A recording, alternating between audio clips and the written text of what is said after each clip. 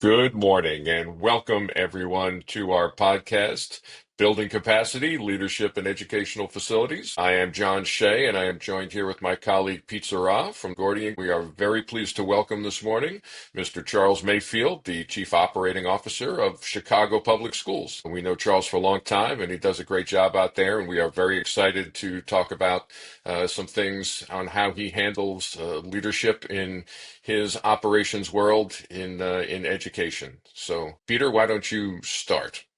Well, welcome, Charles. So glad to have you here with us. Really, fundamentally, we're curious why you got into education. You're a smart guy. You could work in any world. Why is education important to you as a place to bring your skills and talents?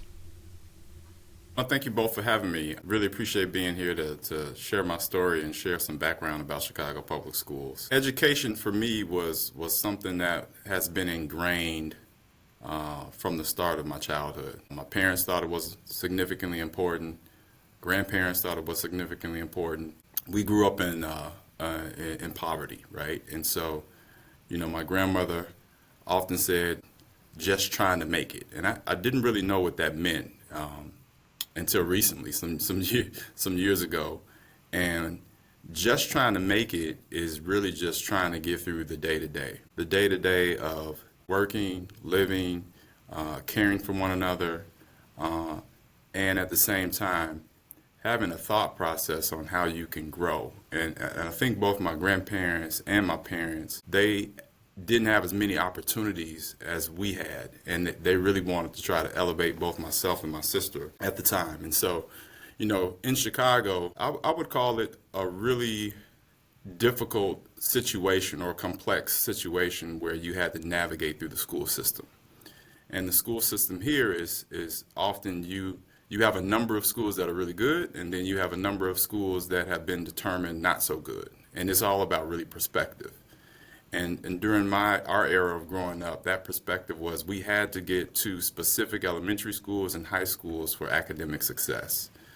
And to do so, it wasn't easy. There was a selective enrollment type process, an application type process. And so what you found in our community was that people often had to make choices to be able to get to a certain school. And so that choice for my folks was, a change of address here or there to be able to make it work.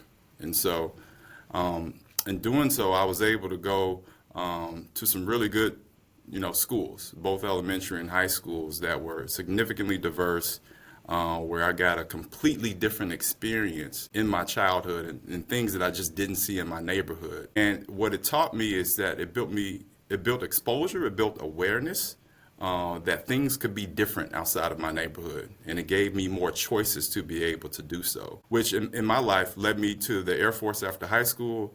I did a 4-year stint and then remained in the Air Force for 20 years in the reserves, doing operations, doing aircrew maintenance. While I was in the reserves, was still doing college full-time at Southern Illinois University, Carbondale. I finished both of my undergrad in marketing and my MBA. That led me to the private sector, and I was always drawn to operations. I started my first stint with the Target Corporation, working into the stores and really understanding how to run a business.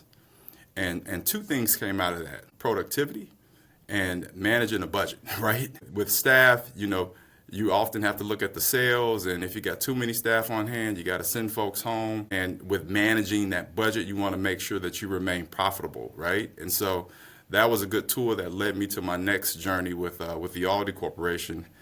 District manager there, I ran about 4 or 5 stores. I was also at the time doing a reset of some of the stores because they were trying to change their brand.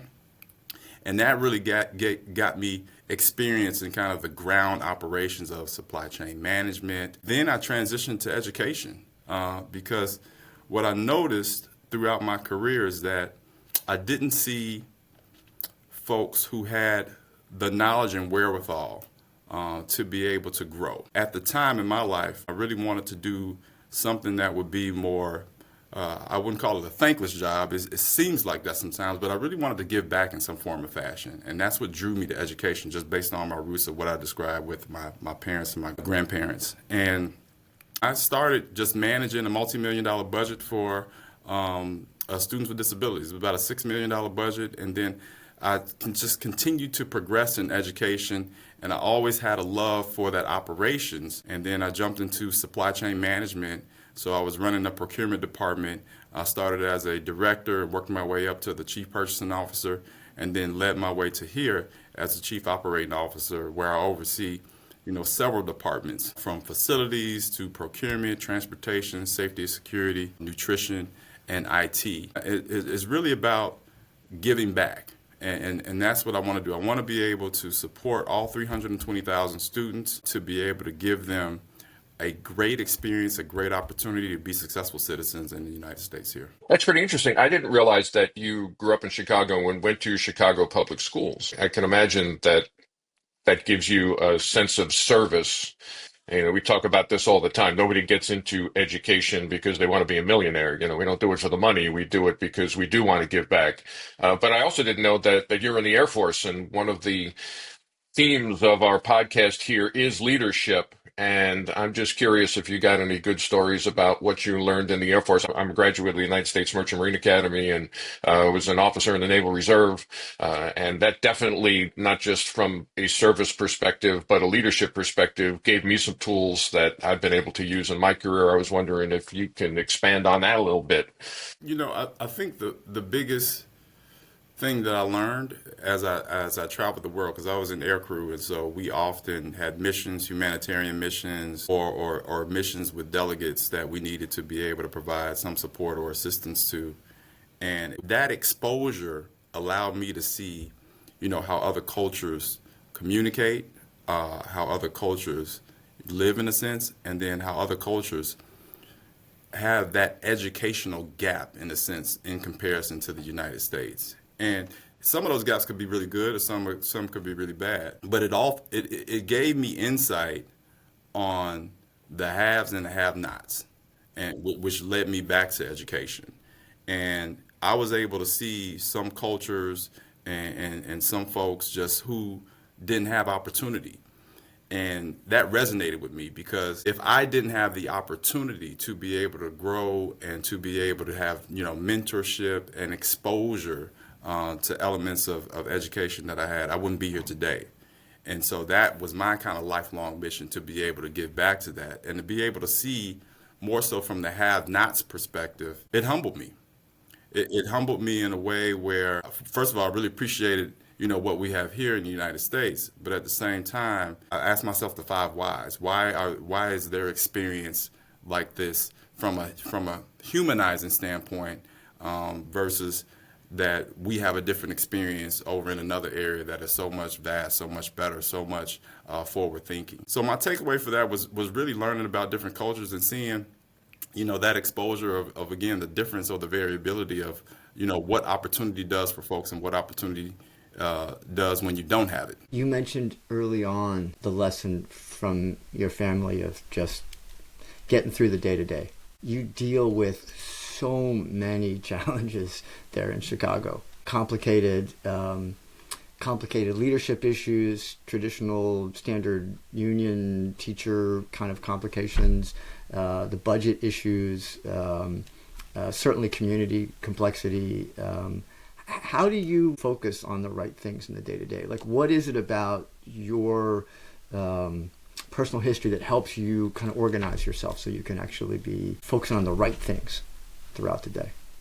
Yeah, and what helps me is that, experience that I received, in my prior career, how to task project management, how to prioritize, how to engage with community, which is something that is a continuous, learning cycle over time, because we have 77 neighborhoods here in Chicago. So, and every community has a different aspect, on how the school should run, what type of culture that school should have. And so just to give you a little insight about Chicago Public Schools, we have over 800 buildings. But with those 800 buildings, we run 522 campuses. And those campuses, sometimes includes multiple schools. We have an 84-year-old infrastructure, and that is probably my largest challenge with maintaining that infrastructure. We manage over 62 million square feet. And so if you're familiar with the Sears Tower, I know it's no longer the Sears Tower. I'm still a little bit old school there. That square footage is equivalent to about 14 Sears Towers. So we manage a lot of real estate. And so with my team, it's not only managing the active buildings, but we do have a small number of inactive buildings where I would call vacant buildings that we need to offload. We also have some leases where we maintain some support where folks lease it out maybe for a charter school, something of that nature. I would say the biggest challenge right now, and this is what was, I would say, reported in the State of Our Schools report back in 2021, I believe, that school infrastructure is probably a major concern for all school districts across the United States. The number that they provided in their report was about, 85 billion of facility infrastructure repairs that needed to be addressed. And that number continues to grow because there's just not enough investment in school infrastructure. And so with my average age of 85 years, I have right now over $3 billion in critical maintenance that needs to be addressed. One of the things that I do with my team is we have to prioritize, those repairs. And in prioritizing those repairs, I think it's really important for a couple things. One, that we have a process in how we determine which repairs come first, second, and third. Two, that we really sit down and in partnership with community, get everybody on the same page so that they understand what we're doing, why we're doing it, how we're doing it, and in a sense, get consensus from them that this is the right approach to go. And we don't always, I would say, necessarily land on 100% consensus. But if we get over half, then we feel like we're in pretty good shape. And in our case, we work with the University of Chicago. We put together this equity index. And so that's our tool of how we define, what prioritization of repairs comes first, second, and third. As I started, 77 neighborhoods, right? And so of those 77 neighborhoods, part of our algorithm takes a look at what investments have been done in those particular neighborhoods. Because what we're focused on is the students that are furthest from opportunity. Now, what does that mean? You do have some neighborhoods and populations, where they have a wonderful, joyful student learning experience. They got the athletic fields, they got the premier looking building. The classrooms are, technology is all over the classrooms and things work really well. I do have some schools that just don't have that. I still have schools that have chalkboards in their classroom. I also have schools that have dire needs of a roof replacement or leakage, in the ceilings, or, an upgrade of the HVAC or window replacement. And so in this case, we use this equity index that looks at, all the factors to include community, that also looks at, low income areas as well. And it helps us decipher what repairs for the infrastructure needs to happen first, second, and third. And I can tell you most of them, it typically ends up being a lot of roof replacements, window replacements, HVACs. But at the same time, it really helps us prioritize really the key aspects that need to be upgraded. And part of that challenge is with having over $3 billion in critical maintenance is trying to get the revenue to be able to complete those repairs. And so in our case, for capital repairs, we borrow. Not similar to many school districts, right? Some do it if they want to do a new building, they do a referendum or things of that nature. But in our case, we borrow for both repairs of the building and if we also want to build a new building. But I'm not quite there yet for newer buildings, only because we have a declining enrollment with Chicago Public Schools. And if you look at us from the past 15 years to today, over 100,000 kids have migrated elsewhere. And so, with that decline in enrollment, now we are having conversations that will lead to what do we do with those schools that have, double-digit number of students in there? or minimal number of students, because we just have so much space capacity to be able to provide services, but we want to be able to provide a well-resourced service. And that's the contention or challenge that we're dealing with now. So I work closely with the teaching and learning and academics team to be able to start to have those conversations and figure out next steps. We're not there yet. I know other school districts have opted to do some of the school closings. For us, we still have some scar tissue from a little over 10 years ago where we closed 49 schools all at one time. It's not that we haven't closed schools before, but this was such a mass exodus of school closures that it created a lot of emotional tension with communities. It created a lot of emotional tension even with our politicians, and it even created a lot of emotional tension with the people who worked at Chicago Public Schools. So we don't want to repeat that, and there's a way to do a co-location or school closure the right way, and we need to really have those deep conversations with community to be able to proceed with that. I want to dig in on this a little bit because you're bringing up a couple of different issues that I find really interesting.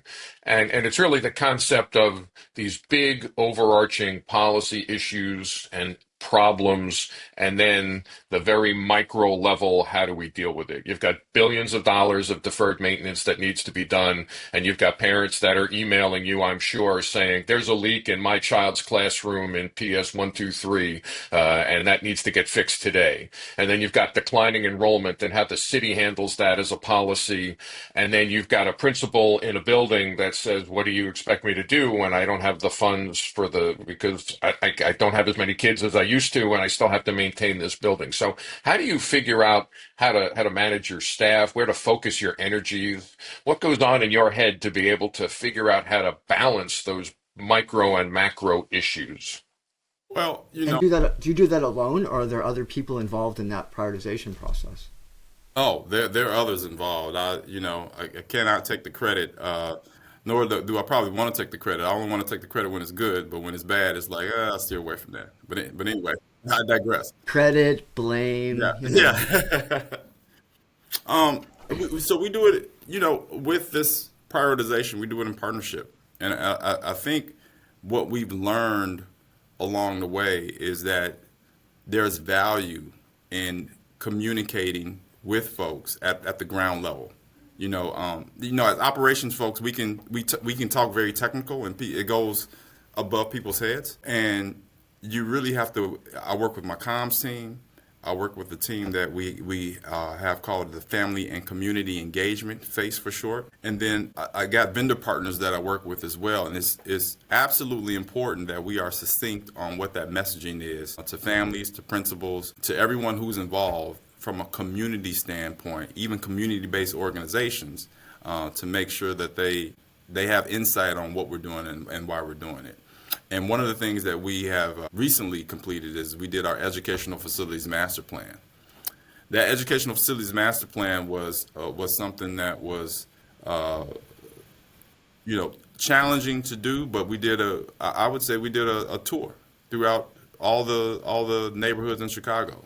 Had to consolidate because it's hard to get to 77 neighborhoods, but we did 16 sessions, kind of regional sessions, to ground everyone in the information about what our critical needs are.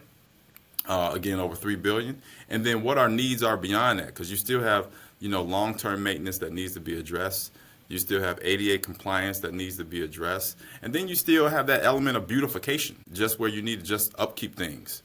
And so, describing each of those components to the neighborhoods was really important for us, where we had to let them know, for example, we're not 100% ADA compliant at all schools. That's got to be a focus. We're first floor usable in most schools, I would say a majority of our schools, but we got to get to a point where we're first floor usable and ADA accessible 100% in all schools. That creates equity for all of our children. When you talk about students with disabilities and who aren't able to get up the stairs because we don't have an elevator, that's unacceptable. And so we have to figure out alternative ways to be able to address that. And when you talk about going even beyond just the actual infrastructure of the school, the repairs that we need to do, there's also this element on making sure that we continue to provide a safe environment, right? And so safety has also been a number one concern for us, especially, globally. We've seen more morbid situations of school shootings, and we're trying to steer away from that. And in doing so, there's two approaches that we take. One, we want to make sure that we have cameras available so we can see what happens, when it happens, be able to address that. But the other piece is to be really proactive within the school when an incident occurs with a student, with a staff member, or with a parent. And so anytime we get an incident, whether it be a verbal exchange that's heated between, a student or a staff member, or anytime we get some type of concern of maybe a weapon in the building from a student, we immediately jump on that. We deploy a team to be able to talk to the student, to figure out what the root cause of the issue is. We even deploy teams to homes of our students. We take that proactive measure instead of what I would say, a slap on the hand, or a situation where you need to get, the other authorities involved, because we want to de-escalate.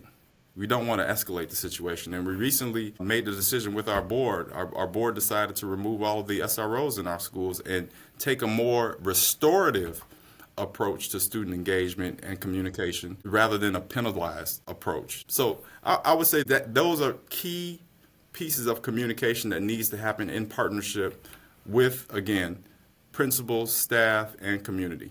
Now, do you have a role with what happens outside of the school building?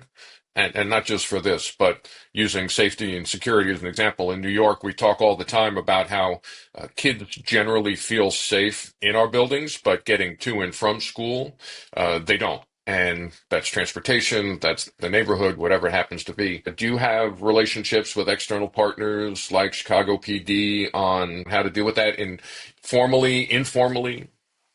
But absolutely. And I've heard from different segments of folks, whether it be K to 12 or outside of school, it's like, well, Charles, why is that your concern? It didn't happen in school. It happened outside of school. Yeah, I understand that, but it's still our student.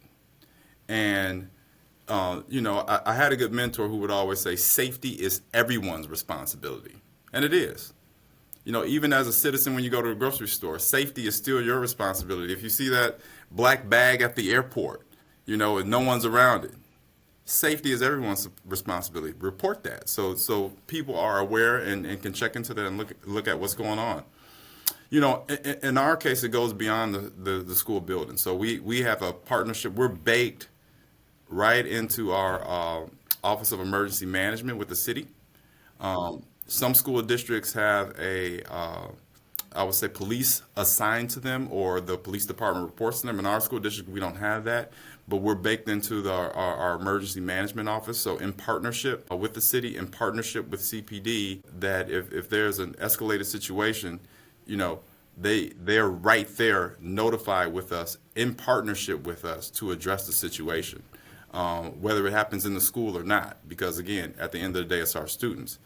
And that's why we've also built out what we call a crisis team. Our crisis team, internal to CPS, those are the folks that sometimes will go to the home when something happens, whether it's could be a family member, that's dealing with an issue from a gunshot wound that happened outside. We'll still deploy our crisis team, to talk to that student, to talk to the family, what's going on, how can we help you? It's the wraparound services and giving people that ability to let them know that we are present and that we care, that creates that back and forth feedback of communication that's really important, again, to de-escalate situations that could turn into something else. I'm really enjoying hearing you talk the way you're talking, Charles, because I know I personally think of, from my own childhood, schools being the center of a community. It's where people come together. It's where we send our children. and it's how we start to define and shape the character of the places we live. And you're somehow able to weave into your conversation that sense of community despite the unending list of responsibilities we seem to be adding to schools, the number of things we ask them to take on as entities within our communities. Do you have a mentor, or have you had mentors that have helped you think about this? Is it literally your parents and grandparents who just kind of infuse this sense of purpose for school, or are there other people along the way that have shaped how you think about being a leader in a community like that? Yeah, I could say it's been a number of folks that have helped guide me. Honestly, at a baseline growing up, you have your family, who helps build principles and values. But I've been able to have the opportunity to meet folks to be able to expand on that a lot further. And, through my travels, whether it be the military or through the leadership programs that I've been in with some of the private sector jobs that I've had, they've been really influential to me. And what it's taught me is, from both a mentor and an observation standpoint, is to really stay mission driven and to be adaptable to the team around you. And so no one leader can solve everything alone. And, I realized that early on, that you can't duplicate yourself, but you can be able to have a team to have extensions of yourself, and they have the same principles and guidelines as you to be able to drive the vision. And so that's why it's really important for me to prioritize relationships with my staff, with community partners, with stakeholders, with principals, because transparency and open communication can really go a long way to build trust and momentum, especially when tough decisions are really required. And so one thing through all these challenging times that are occurring right now, of how we went from 7 board members to 21 board members, how we're still in labor negotiations with our teaching staff, and we're in labor negotiations with our principals now. I know that we should never lose sight of our students, and that's what's significantly important. It's all about the students and how we can continue to elevate them, and how we can, create opportunities for them to be lifelong great citizens within the world. And so every decision should ultimately reflect what is best for them and what is best for their future. And we always keep that end goal in mind. And so as we partner with the folks who are on the ground level or whomever is in senior leadership, we keep reminding each other that it's really all about the students. And again, we just can't do that alone. We have to do that in partnership together to be able to make them as successful as possible. It's interesting you mentioned the expansion of the board, and we've had that in New York City as well. We went from 15 to I think it's up to 25 board members now. You beat me. Uh, Good. it's not a contest, but Yeah. but how does that affect you? I mean, do you have relationships with each of the board members, and does that take up a lot of your time trying to? And really, I'm asking about managing up as opposed to managing down, and the leadership of your organization above you. How much time does that take out of your day? Yeah, good question. It's still fairly new for us. I mean, we just indoctrinated up to 21 board members just a few months ago. So the jump from 7 to 21, you're talking about 3 times the amount, is significant. And at the same time, we want to give them the proper training that is needed so that they completely understand the environment, that they completely understand our student population, and then how every single school has their different personality, right? I would say most of my time right now, with that transition, is continuing to educate them. And the way I see it right now is, with the 21 board members, everyone has a portion of the city. Like, they're their own little mayors of that area, right? And so each of them may have, different issues that they're trying to address, but the commonality is the same, the students. And so what's really important for me is for me to carve out time to make sure I understand what their end goal is, and at the same time align that, with district priorities. Like, we just recently completed our 5-year strategic plan, published online. It's called Together We Rise. And together we rise, those words have meaning, and those words mean a lot.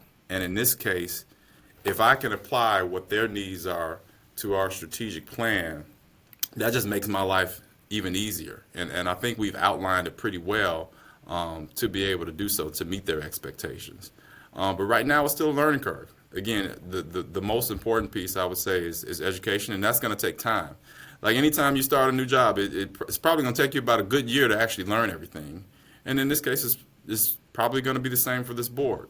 Some folks are really seasoned in education. Some are still fairly new in the education sector. And so there are elements of education that they may not know on the academic side or on the operations side. So everyone's kind of in their different field right now. And so it's just trying to bring everybody up to the same portion of that playing field so we're all talking the same language. I feel like we're nearing the end of this conversation, but I want to make sure we get to a place where we give you a chance to share any thoughts you might have for other senior educational leaders who could be listening today.